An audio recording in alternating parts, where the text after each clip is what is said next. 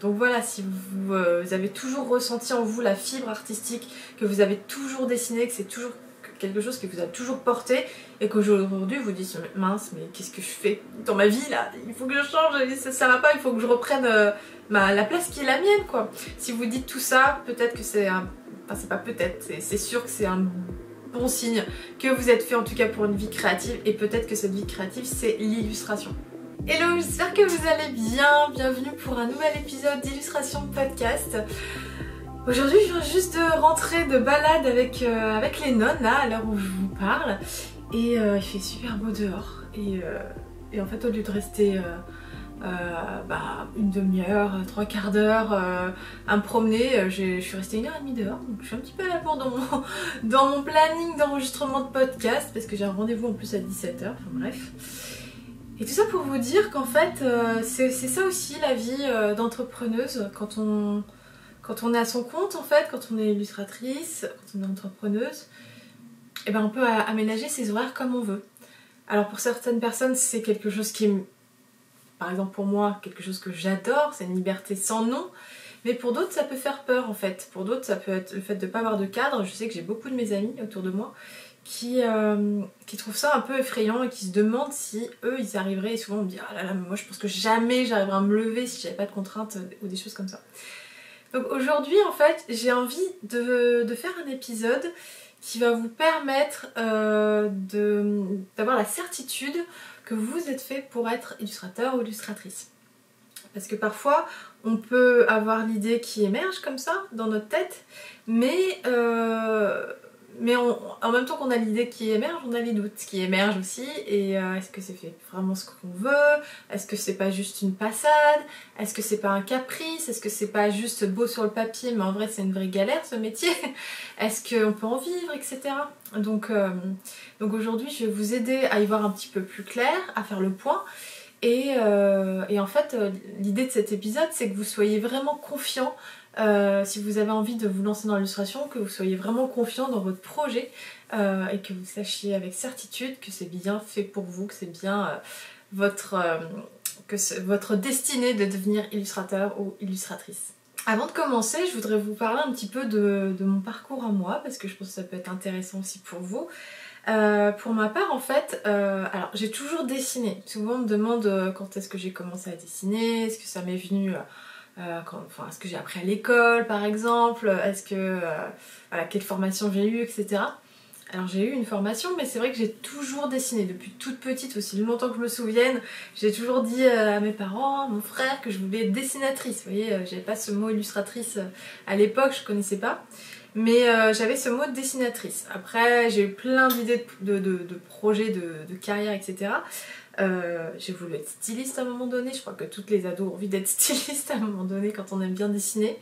J'ai voulu me lancer dans le dessin animé. J'ai eu un gros coup de cœur pour le making of de Notre-Dame de Paris de Disney. J'avais vu ça sur le M6 Ciné, un truc comme ça. Et bref, gros coup de cœur. Je me souviens des espèces de panoramiques de paysages de Notre-Dame et tout. Magnifique, et je me suis dit oh, c'est trop ça que je veux faire. Donc en fait mon idée première c'était de faire du dessin animé. Donc j'ai suivi un cursus, j'étais à l'ECV où j'ai appris la communication visuelle et où j'ai appris à faire de l'animation 2D et 3D. Et à cette époque du coup j'ai commencé à entendre parler du métier d'illustrateur. Mais si vous voulez, pour moi c'était complètement... déjà j'avais du mal à vraiment cerner ce que c'était que ce métier. Pour moi l'illustration c'était les livres pour enfants, j'avais que ça en fait dans mon champ de vision. Donc c'était pas vraiment ce qui m'intéressait et c'était pas vraiment... j'avais pas l'impression que c'était ce que je recherchais. Moi j'étais focus dessin animé. Et puis de toute façon dans mon cursus à moi, on n'avait pas de cours d'illustration, c'était dans le cursus classique, enfin bref. Et du coup je voyais de loin un peu certaines personnes qui disaient qu'elles voulaient être illustrateurs, illustratrices et qui faisaient des cours d'illustration. Et j'avais l'impression que ceux qui émergeaient vraiment c'était... Alors vous allez dire que c'est complètement débile, mais j'ai l'impression que c'était les personnes qui avaient des gros caractères, des grosses personnalités, qui avaient des styles forts en fait. Alors c'est vrai que pour être illustrateur, c'est important d'avoir un style fort, mais ça n'a rien à voir avec le fait d'avoir un caractère fort. On peut très bien être très introverti, avoir beaucoup de caractère mais être introverti, c'est pas incompatible. Et le traduire dans notre travail et du coup avoir un style très fort parce que de toute façon, je vous en parle souvent, mais le style de votre travail il est intimement lié à votre personnalité, à vos valeurs, etc. Donc ça c'est vraiment quelque chose en lequel je crois et pour moi ça fait aucun doute. Donc du coup, toujours pour en revenir à l'école, j'étais à l'école et en fait je voyais tous les gens autour de moi qui dessinaient super bien. Si vous voulez, moi jusqu'à ce que j'arrive dans cette école, j'avais l'impression que je dessinais bien. Et puis après, quand vous êtes entouré de gens qui dessinent aussi depuis toujours et qui sont hyper forts, d'un coup, la confiance en soi, bam, elle redescend à zéro en ce qui me concerne. Et je me suis tout de suite dit, non, bah, c'est mort, je ferai pas de dessin. Voilà, déjà, les gens qui sont très bons dans cette école, c'est pas sûr qu'ils arrivent à trouver du travail. Donc moi, c'est mort, vous viendrez pas me chercher de toute façon à l'école, à la sortie de l'école. Je pense que c'est mort, faut que je change Enfin, voilà, je ne ferai pas dessinatrice comme je le rêvais, mais je vais essayer de faire de l'animation, quoi. Dans une équipe, comme ça, enfin voilà. C'était l'idée, quoi. Donc l'idée de dessiner, je l'ai complètement mis de côté pendant plusieurs années. Et en fait, pour tout vous dire, cette école, elle m'a apporté beaucoup de choses, mais elle m'a aussi apporté des choses très négatives. Déjà, j'ai fait une dépression là-bas. Je pense que, de toute façon, le cadre scolaire et le cadre d'une entreprise, c'est pas fait pour tout le monde. Et en l'occurrence, moi j'ai compris que c'était pas fait pour moi. Je suis quelqu'un qui a besoin d'être seul et de travailler seul en fait. Enfin, après, je peux avoir une équipe, comme là j'ai mon assistante maintenant, mais le fait d'avoir un cadre, en fait, j'ai besoin de liberté. En fait, je me suis rendu compte de ça après et c'est pas fait pour moi. Et en fait, après l'école, j'ai complètement arrêté de dessiner pendant 3 ans. Vous vous rendez compte, pour quelqu'un qui dessinait depuis toujours, pendant 3 ans j'ai arrêté de dessiner. Donc parce que je me suis dit non c'est bon, c'est pas la peine, j'y arriverai jamais, enfin voilà. Et pendant ce temps du coup je travaillais dans le dessin animé, mais c'était essentiellement sur ordinateur, il n'y avait pas de dessin. Donc, Et puis petit à petit quand même, parce que la nature revient toujours au galop, j'ai commencé c'était à l'heure de Facebook 2018, 2008 pardon. C'était les commencements, les débuts de Facebook et j'ai commencé à voir comme ça des illustrateurs qui se lançaient sur les réseaux, dont Adolidé, je me souviens, que je suivais à l'époque, que je suis toujours, mais je me souviens que c'était une des premières illustratrices que j'ai suivies à l'époque. Et il y avait Marguerite Sauvage, il y avait Mali Siri, Benjamin Lacombe, tous ces gens-là. Et en fait, en les suivant, j'ai commencé à me dire ah mais tiens, mais moi aussi je pourrais faire ça en fait, et ça, et en fait ah oui, on peut aussi faire ça en fait. On peut faire des livres, on peut faire de la pub, on peut faire plein de choses en fait quand on est illustrateur. Et en fait, il n'y a que en observant les illustrateurs que j'ai commencé à comprendre ce que c'était que le métier d'illustrateur. Et j'ai commencé à vraiment me dire bah en fait c'est ça que je veux faire. J'ai toujours voulu dessiner pour moi. J'ai toujours voulu, en gros, dans le dessin animé, je me suis rendu compte que ça me convenait pas parce que je pouvais pas dessiner des choses qui venaient de moi en fait. Fallait s'adapter à des caractères design, etc. qui étaient déjà faits. Tout était déjà fait si vous voulez. Moi j'étais qu'un maillon de la chaîne et ça me convenait pas non plus. Du coup j'ai l'impression que ma personnalité, ma créativité n'était pas mise en avant, vous voyez. Et du coup c'est comme ça que je me suis rendu compte que le métier que je voulais faire c'était illustratrice. Donc vous voyez, ça a mis un petit peu de temps en fait à faire son cheminement. Ça a mis vraiment longtemps parce que je suis sortie d'école en 2005 et je me suis lancée qu'en 2010, vous voyez. Donc en fait moi aujourd'hui cet épisode là j'ai aussi envie je me dis vous êtes peut-être dans la même situation que moi, d'une façon différente, mais peut-être que vous avez aussi des doutes, que vous n'êtes pas sûr que ce soit le métier qu'il vous faut. Donc en fait l'idée de cet épisode c'est de vous aider à vous sentir en confiance par rapport à votre projet de vous lancer dans l'illustration. Quand on se lance dans ce genre de projet, dans ce genre de carrière, en l'occurrence l'illustration, bien souvent on a besoin d'une validation parce que c'est une décision qui est pas facile à prendre parce que c'est quand même l'entrepreneuriat, c'est pas fait pour tout le monde et forcément on a des doutes, hein. Je connais personne qui s'est soit lancé sans avoir eu un peu les chocottes et des doutes bien évidemment. Donc c'est tout à fait normal d'avoir des doutes et aujourd'hui j'ai envie de vous aider à vous sentir confiant dans ce projet et de faire sauter un petit peu les verrous qui pourraient vous bloquer et et vous parler vraiment du métier d'illustration pour voir si vraiment c'est ce que vous voulez faire. Alors dans cet épisode, je vais vous parler un petit peu plus de ce qu'est le métier d'illustration, si c'est un métier qui vous intrigue et que vous avez envie d'en savoir plus. Et je vais vous donner les 4 signes qui prouvent que vous êtes une illustratrice ou un illustrateur né. Et en bonus, je vous propose de télécharger le guide de démarrage dans l'illustration pour vous aider à faire les premiers pas dans ce milieu. Alors le premier signe qui prouve que vous êtes fait ou faite pour être illustrateur ou illustratrice, c'est peut-être que vous y pensez depuis toujours, ou comme moi, vous dessinez depuis toujours, ça a toujours été votre passion, même si elle a été un peu réprimée pendant des années. Si vous dessinez depuis toujours, ça peut être un bon indicateur que le métier d'illustrateur est fait pour vous.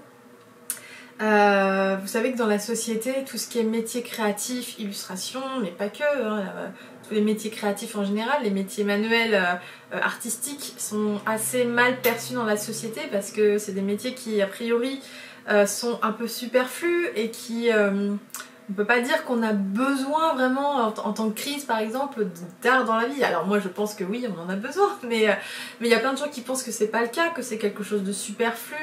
Que la culture en général c'est superflu, vous voyez, mais c'est des métiers qui sont pas forcément bien perçus, et au-delà d'être pas forcément bien perçus, c'est surtout des métiers qui font peur, par exemple pour les parents, pour la famille, parce qu'on se dit est-ce que vraiment on peut en tirer des revenus réguliers et corrects, voilà, c'est le genre de doutes qui reviennent souvent.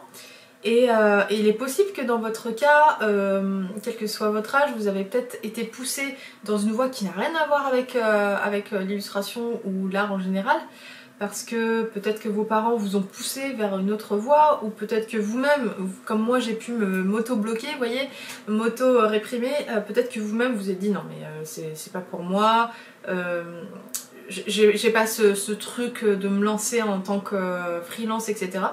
Parce que... c'est vrai que moi je pense pas que j'aurais pu me lancer en freelance en sortant de l'école. Honnêtement, je pense que j'avais pas la maturité, je pense que j'avais pas l'idée en fait de ce que ça représentait en fait. Donc c'est vrai qu'il faut quelque chose, il faut quand même avoir ça en tête. Mais quelle que soit votre raison, peut-être que vous avez toujours voulu dessiner, mais peut-être qu'aujourd'hui vous vous dites mais au fait, qu'est-ce que j'ai fait de ma vie là? J'ai toujours voulu dessiner, je me suis toujours dit que je ferais un métier créatif, et là aujourd'hui je sais pas, je me retrouve banquier ou autre, enfin voilà, j'ai pas trop d'exemples et je veux décrier aucune profession, mais vous voyez ce que je veux dire, c'est le jour où vous vous rendez compte que mais mince, qu'est-ce que je fais là en fait, y a un problème, c'est pas ça que je voulais faire, il y a eu un problème de trajectoire là. Donc si vous êtes dans ce cas là, ça peut être un bon signe, un bon indicateur que oui, vous êtes fait pour être illustrateur ou illustratrice. Et sachez qu'il n'y a pas d'âge pour se lancer. Vous pouvez avoir 20 ans, 30 ans, 40 ans, 50 ans. Bon, il faut juste être majeur quand même. Mais il n'y a pas d'âge pour se lancer parce que vous savez que les métiers, quand on est illustrateur, on travaille à distance. Donc du moment que vous sachiez un minimum vous servir d'un ordinateur pour pouvoir envoyer vos illustrations à vos clients, les numériser, c'est tout ce dont vous avez besoin en fait. Votre âge, par exemple, c'est pas un critère, votre nationalité non plus. Donc voilà, si vous avez toujours ressenti en vous la fibre artistique, que vous avez toujours dessiné, que c'est toujours quelque chose que vous avez toujours porté, et qu'aujourd'hui vous dites mince, mais qu'est-ce que je fais dans ma vie là, il faut que je change, ça va pas, il faut que je reprenne la place qui est la mienne quoi. Si vous dites tout ça, peut-être que c'est un... enfin c'est pas peut-être, c'est sûr que c'est un bon signe que vous êtes fait en tout cas pour une vie créative, et peut-être que cette vie créative c'est l'illustration. Alors le deuxième indicateur qui prouve que vous êtes bien fait pour vous lancer dans l'illustration, que vous êtes un illustrateur ou une illustratrice née, c'est que vous y pensez au moins depuis 4 à 6 mois. Bon, c'est une fourchette, mais je pense que si vous y pensez vraiment de façon intense, on va dire, depuis au moins 4 mois ou 6 mois, et que vraiment c'est quelque chose auquel vous pensez tous les jours, qui vous travaille, qui vous occupe le jour et la nuit peut-être, si c'est quelque chose dont vous parlez à vos proches, que vous saoulez les gens autour de vous avec ça, depuis au moins 4 ou 6 mois, ça peut être également un bon indicateur que ce métier est fait pour vous. D'ailleurs, si vous êtes arrivé par ici, c'est pas un hasard, je pense. Si vous êtes en train de regarder cet épisode ou de l'écouter sur le podcast, c'est pas un hasard, c'est que vous cherchez des infos sur ce métier, que vous posez des questions, que vous avez peut-être encore des doutes et que vous cherchez une validation. Donc si vous êtes dans la situation dont je vous parle, c'est peut-être un bon indicateur que effectivement c'est le métier qu'il vous faut. Alors je vous dis pas de prendre votre décision à la légère par contre, parce qu'encore une fois, l'entrepreneuriat c'est pas fait pour tout le monde. Ça demande de s'imposer un cadre, ça demande d'être touche à tout, de faire un peu de tout, parce que dans un premier temps vous allez être seul. Vous allez être seul à travailler, donc sauf si vous allez directement dans un coworking, mais bon quand même, on est quand même souvent seul. Au début en tout cas, enfin voilà, on passe par une des phases où on est seul, donc ça c'est quelque chose qu'il faut prendre en compte. Je sais qu'il y a des gens autour de moi qui ne supportent pas la solitude et rien que ça c'est un facteur très important. Il va falloir que vous soyez curieux, que vous touchiez un petit peu à tout, parce que si vous devez faire votre site internet, faire votre com, au-delà de votre travail d'illustration, il faut que ça soit quelque chose qui vous amuse en fait, il faut que vous trouviez ça ludique un minimum. Parce que si dès le départ vous dites ah non moi je veux pas faire ça, je vais déléguer ça à quelqu'un, bah mauvaise nouvelle, à moins que vous gagnez très très rapidement beaucoup d'argent, dans un premier temps vous allez devoir mettre les mains dans le cambouis. Donc, mais en fait ça peut être très très ludique en fait. Les réseaux sociaux ça peut être quelque chose de très ludique, développer sa communauté, engager une conversation avec les gens qui vous soutiennent, etc. Ça peut être très gratifiant, ça peut être quelque chose de beaucoup plus simple qu'on ne le croit. Et faire son site internet aussi, c'est pas si sorcier que ça en fait. Aujourd'hui on a vraiment des techniques, des plateformes qui vous facilitent la vie, donc n'ayez pas peur de tout ça. Et croyez-moi que si moi j'y suis arrivée, je suis sûre que tout le monde pourrait y arriver. Hein. Je suis quand même une personne qui a touché à son ordinateur pour la première fois de sa vie à 20 ans. Voilà, alors oui, certes j'ai 40 ans, je vais avoir 40 ans cette année, je sais pas encore, faut pas que je me vieillisse. Mais ça se rapproche dangereusement dans 2 mois. Mais non, ce que je veux vous dire c'est que si vous vous dites non mais moi l'informatique c'est pas du tout mon truc, ça c'est quelque chose qui est faux déjà, parce qu'en fait tout s'apprend. Et moi j'étais exactement dans ce cas de figure. Je me souviens que j'arrivais même pas, je me souviens à l'école je savais même pas ouvrir une clé USB, c'est-à-dire que j'avais compris comment on la mettait, mais tous les jours je demandais à mes collègues comment on fait pour ouvrir la clé. Enfin vous voyez, je suis partie de très très loin. Et ça c'était quand j'étais à l'école, donc en 2002, vous voyez. Bon, il s'en est passé hein, des choses, il y a eu 20 ans entre temps qui est passé. Mais quand même, il a fallu que j'apprenne tout sur le tas en fait. Hein. Donc vous aussi, vous pouvez tout apprendre. Et je vous dis, ça fait 20 ans, mais ça fait pas, j'ai pas mis 20 ans à apprendre tout ça, je vous rassure. Ça fait, non, en fait, en 1 ou 2 ans, en fait, j'ai appris à me servir des logiciels, etc. Enfin, vous voyez. Si c'est quelque chose qui vous freine, franchement, n'ayez pas peur de ça, parce que ça c'est quelque chose qui s'apprend toute la vie en fait, les logiciels, mais les bases en fait, on va dire, pour se servir des logiciels de base, c'est pas si compliqué que ça en fait. Alors pour résumer, quand on est à son compte, on gère ses horaires, donc son cadre de travail, c'est nous qui gérons ça. On gère sa com, donc tout ce qui est réseaux sociaux, site internet, etc. On va gérer tout ce qui est partie informatique, les logiciels, son site internet, son ordinateur aussi. On gère la partie administrative. Mais bon, ça, j'ai envie de vous dire, c'est surtout au début. Donc si vous avez pris tout ça en ligne de compte et que vous êtes touche à tout, que vous êtes quelqu'un de curieux, alors je pense que c'est bon, vous avez coché le deuxième indicateur qui prouve que vous êtes bien fait pour vous lancer dans l'illustration. Alors maintenant, le troisième indicateur, et c'est peut-être le plus important, c'est que vous avez des papillons dans le ventre, rien qu'à imaginer vos illustrations sur une couverture de livre ou sur un objet du quotidien, par exemple, je sais pas moi, un puzzle ou de la tapisserie ou de la papeterie ou je sais pas moi, un tapis. J'ai vu Adolidé qui a fait un tapis, je trouve ça super sympa comme produit. On peut faire plein de choses en fait dans l'illustration, on peut illustrer plein de produits, des campagnes de pub, j'allais oublier, les magazines, etc. Si rien qu'à l'idée de voir vos dessins, les dessins que vous faites avec vos petites menottes dans votre coin, et que rien qu'à l'idée d'imaginer ces dessins reproduits sur des objets du quotidien ou dans la rue, sur des affiches 4x3, dans le métro, à la télé, pourquoi pas, ça peut arriver aussi. Si rien que l'idée de penser à tout ça, ça vous donne des papillons dans le ventre, bah ça aussi, ça peut être un très bon indicateur que ce métier est fait pour vous, parce que c'est vraiment ça le métier d'illustrateur, c'est de répondre à des commandes commerciales, répondre à travailler avec des marques, travailler avec des agences de com sur des projets variés.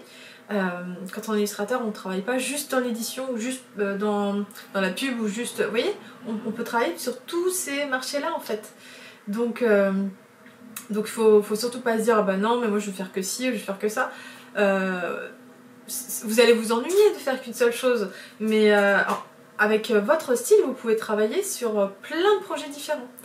Donc si vous avez des papillons dans le ventre à l'idée de penser à tout ça, à l'idée de tous les produits que vous allez pouvoir créer, je sais pas moi par exemple un jeu de cartes d'oracle, on en voit beaucoup en ce moment, ce genre de choses, un agenda, enfin voilà, plein de produits comme ça, ou même juste l'idée de créer des choses pour vendre dans votre boutique.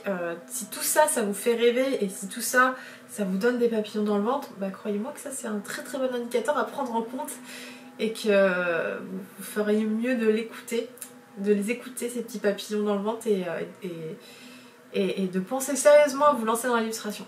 Et enfin, le 4e indicateur que vous êtes bien fait pour être illustrateur ou illustratrice, c'est que peut-être que depuis plusieurs semaines, depuis plusieurs mois, vous enchaînez les formations, peut-être que vous êtes actuellement en train de faire une formation sur le métier d'illustrateur.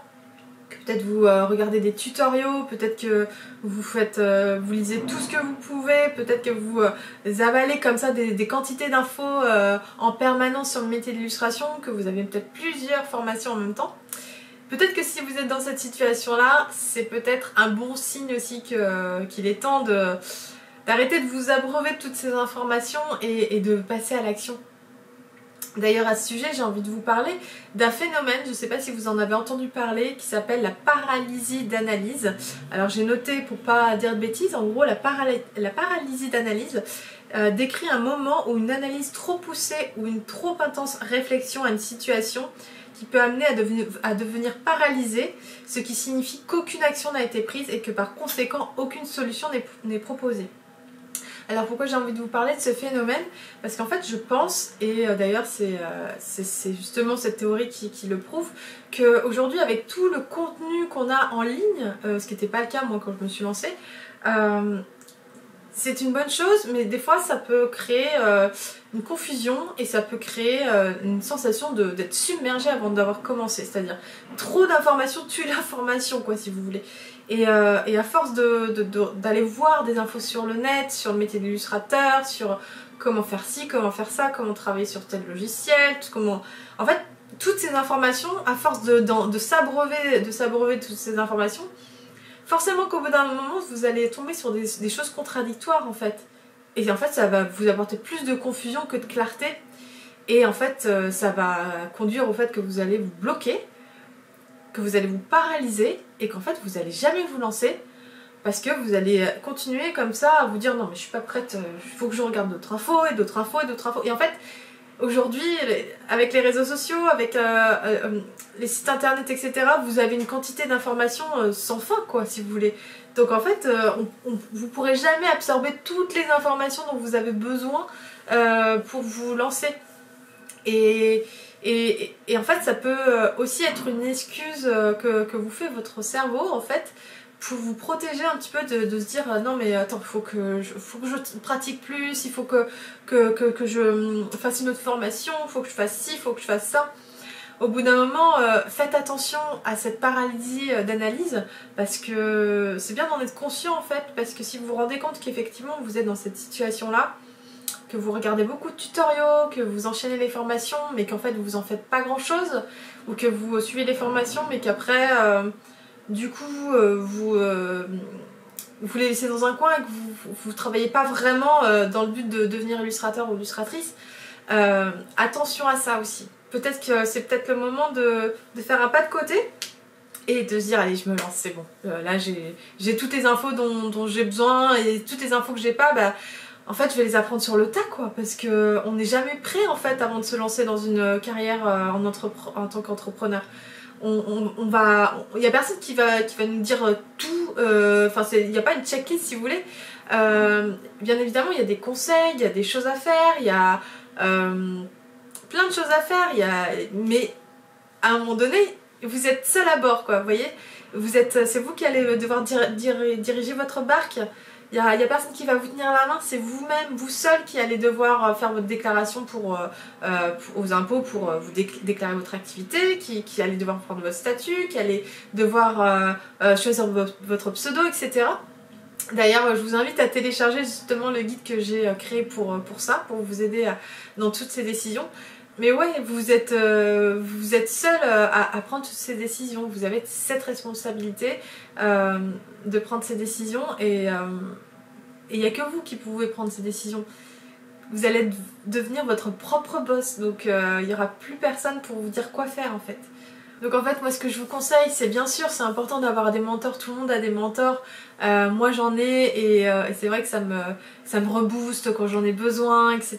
J'aime bien quand j'ai une baisse de motivation ou quoi d'aller checker une telle ou telle personne que je suis et dont j'aime le contenu, qui n'a rien à voir avec l'illustration d'ailleurs. Mais ça me booste et ça me remotive et voilà ça me redonne du baume au cœur.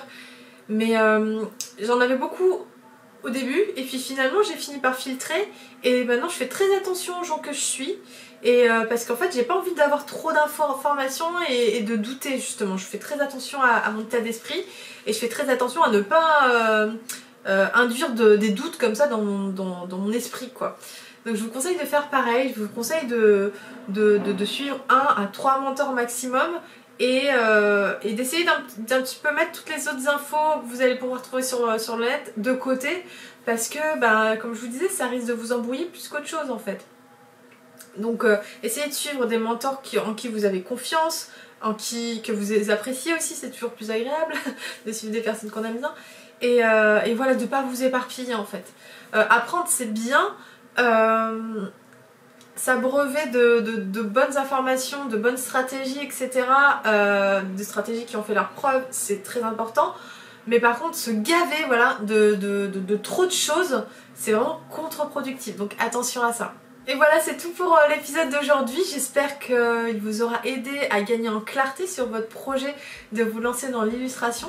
En tout cas, c'était le but, voilà, c'était le but que vous puissiez avoir confiance dans ce projet, que vous puissiez vous lancer avec une espèce de validation et avec davantage de clarté et de confiance encore une fois. Donc j'espère que c'est le cas, vous me direz ça en commentaire.